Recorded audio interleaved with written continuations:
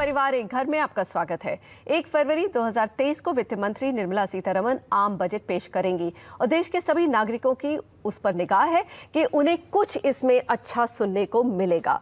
लेकिन real estate sector के लिए क्या घर इसमें सस्ते हो सकते हैं? क्योंकि अगर आप देखें तो जो EMIs है वो काफी बड़ी है 2022 में। आइए इसी विषय पर चर्चा करते हैं प्रदीप अग्रवाल से, जो NCR के मिड इनकम और अफोर्डेबल हाउसिंग के सबसे बेहतरीन बिल्डरों में से माने जाते हैं। प्रदीप जी, आपका स्वागत है शो में। सबसे पहले ये बताइए कि पैंडेमिक के बाद 2021 से लेकर अब तक घरों के दाम 8 से 15% बढ़े हैं और कई प्रोजेक्ट्स के दाम 20% तक भी बढ़े हैं। ऐसे में क्या कर सकती हैं हमारी फाइनेंस मिनिस्टर बजट में जिससे बढ़ते हुए दामों से कुछ राहत मिले? बिल्कुल मनीषा जी, सबसे पहले तो इस प्रोग्राम पे बुलाने के लिए आपका बहुत बहुत धन्यवाद।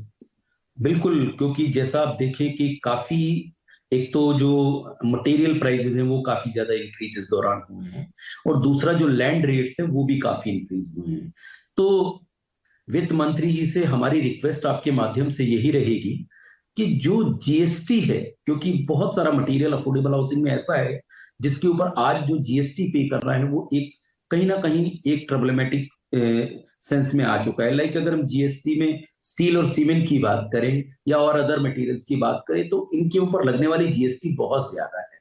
अगर हम सीमेंट की बात करें तो लगभग इसमें 28% की GST इस वक्त हम पे कर रहे हैं और स्टील की बात करें तो लगभग 18% की GST उसके ऊपर पे कर रहे हैं और अदर मटेरियल्स भी सराउंडिंग इसी GST के सराउंडिंग घूमते हैं। सो हमारा आपके माध्यम से यही वित्त मंत्री जी से रिक्वेस्ट रहेगा कि जो अफोर्डेबल हाउसिंग का एक सपना है, अगर उसे पूरा करना है तो उसके लिए जो GST है उसको रैशनिंग करना पड़ेगा और उसको कम से कम सिंगल डिजिट में लाना पड़ेगा, जिससे एक आम इंसान के घर का जो सपना है उसे पूरा किया जा सके। इनपुट टैक्स क्रेडिट को GST के अंतर्गत लिया जाए, ये भी रियल एस्टेट डेवलपर्स की मांग है। इसको आप सरल शब्दों में हमारे दर्शकों को समझाएं कि इससे क्या फायदा हो सकता है। देखिए, किसी भी टैक्स मैकेनिज्म का एक बेसिक होता है कि जब GST को लागू किया गया तो इसका बेसिक था कि जो टैक्स है उसमें जितना टैक्स आप पे कर रहे हैं उतना जो टैक्स कलेक्ट कर रहे हैं उन दोनों के बाद जो नेट ऑफ टैक्स बचेगा उसको आप कस्टमर को या तो वापस करेंगे और वो टैक्स का नेट ऑफ होगा। लेकिन कुछ इंडस्ट्री की डिमांड या कुछ ऐसे परसेप्शन बने कि जो GST है उसका जो इनपुट क्रेडिट है उसको खत्म कर देना चाहिए। इससे क्या हुआ, जो आउटपुट था वो तो एज इट इज बना रहा और जो इनपुट क्रेडिट है वो मिलना बंद हो गया। इससे लगभग लगभग कम से कम 10% से ज्यादा का नुकसान डायरेक्टली कहीं ना कहीं रियल एस्टेट इंडस्ट्री को हुआ और उसका अगर इंपैक्ट देखे तो कहीं ना कहीं वो इंपैक्ट कस्टमर पर पास ऑन हुआ। तो आप देखें कि आज अगर हम रियल एस्टेट इंडस्ट्री की बात करें तो जो उसका इनपुट क्रेडिट था वो पहले 8% अफोर्डेबल हाउसिंग पर था और नॉर्मल पर 12% था।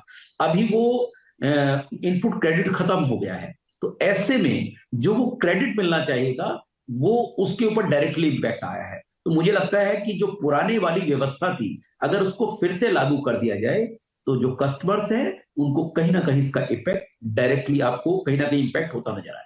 अगर आप फर्स्ट टाइम होम बायर्स हैं और 45 लाख तक का घर खरीद रहे हैं तो सरकार ने ऐसे होम लोन्स पर एक सब्सिडी भी लागू की है कई सालों से, जिसको CLSS के नाम से जाना जाता है और हर साल इसकी अवधि जो है बढ़ाई जाती है। प्रदीप जी, आपके विचार में इसको कब तक लागू रखना चाहिए? बिल्कुल मनीषा जी, आपने ठीक कहा। इसको मुझे लगता है अगले 5 साल के लिए मिनिमम से मिनिमम बढ़ा देना चाहिए। ऑलरेडी ये स्कीम अभी 2024 तक लागू है, लेकिन मुझे लगता है 2024 में इसे फिर से बढ़ाया जाएगा और कम से कम अगले 5 साल तक के लिए तो मिनिमम इसे बढ़ाया जाना चाहिए। क्योंकि अगर आप अर्बन एरियाज की बात करें तो बहुत सारे ऐसे लोग हैं, बहुत सारी ऐसी फैमिलीज हैं जो फर्स्ट टाइम अपना घर खरीदना चाहती हैं। तो अगर उन फैमिलीज को एनकरेज किया जाएगा अपना घर लेने के लिए तो वो जरूर कहीं ना कहीं उसमें अपना घर लेने के लिए कोशिश कर सकते हैं। और ये जो हाउसिंग फॉर ऑल की जो स्कीम है गवर्नमेंट की, जो हर परिवार को एक घर देने की स्कीम है, इसके अंदर CLSS स्कीम ने बहुत बड़ा रोल प्ले किया है। तो मैं आपके माध्यम से यही कहूंगा कि अगले 5 साल के लिए कम से कम इस स्कीम को लागू रखा जाना चाहिए। रियल एस्टेट सेक्टर को उद्योग और इंफ्रास्ट्रक्चर का दर्जा मिलना चाहिए, ये भी एक बड़ी डिमांड है। लेकिन इससे फायदा क्या होगा? मतलब स्टेटस मिलने से क्या फायदा होगा?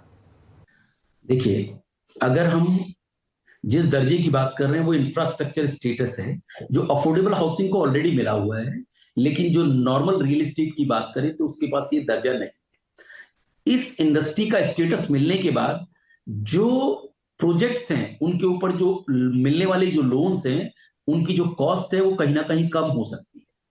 लेकिन अगर मैं प्रैक्टिकली बात करूं तो जो अफोर्डेबल हाउसिंग है उससे ये स्टेटस मिले हुए लास्ट 5 साल से ज्यादा हो चुके हैं, लेकिन अभी तक भी वो जो बेनिफिट है वो कहीं ना कहीं नहीं मिल पाया है। मुझे लगता है उसको रियल सेंस में ग्राउंड पर लाना पड़ेगा। जितने भी प्रोजेक्ट जो रियल एस्टेट के किसी भी सेगमेंट में आते हों, उन सबको इंडस्ट्री का स्टेटस मिलना चाहिए, क्योंकि ये भी कहीं ना कहीं इस देश के इंफ्रास्ट्रक्चर में बनाने में एक भागीदार है। तो अगर ऐसे में उस स्टेटस के अंदर आते हैं तो ऐसे परमिशंस बैंक को मिलने चाहिए, या बैंक ऐसे लोन प्रोवाइड कराए जो इंफ्रास्ट्रक्चर स्टेटस मिलने वाली और जो अदर चीजें उनको मिलता है, तो कहीं ना कहीं रियल एस्टेट को उसका बहुत ज्यादा फायदा होगा।